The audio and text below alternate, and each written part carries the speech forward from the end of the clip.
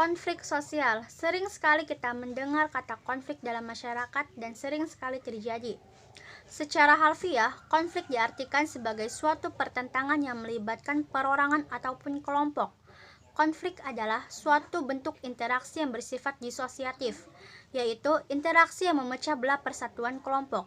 Sebagai suatu bentuk interaksi konflik sosial, bertujuan untuk menghancurkan, mengancam, melukai, serta melenyapkan kelompok yang dianggap sebagai lawan.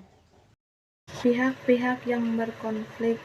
Menurut Suryono Seikanto, konflik pribadi. Konflik ini terjadi antara dua individu atau lebih karena perbedaan pandangan dan sebagainya.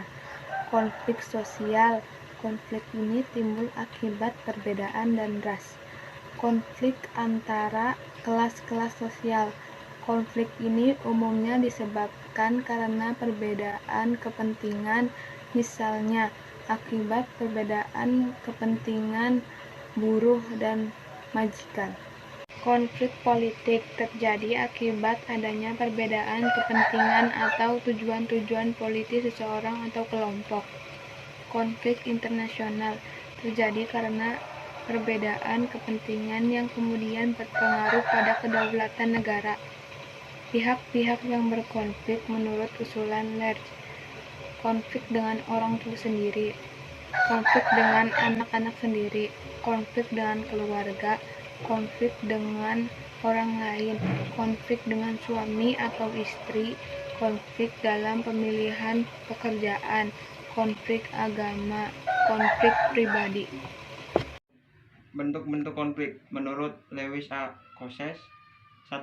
Konflik realistis berasal dari kekecewaan individu atau kelompok terhadap tuntunan-tuntunan yang terdapat dalam hubungan sosial.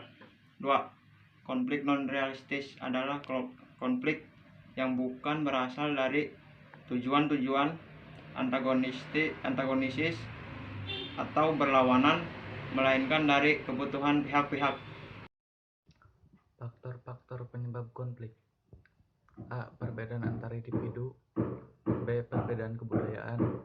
C. Perbedaan kepentingan. D. Perbedaan sosial.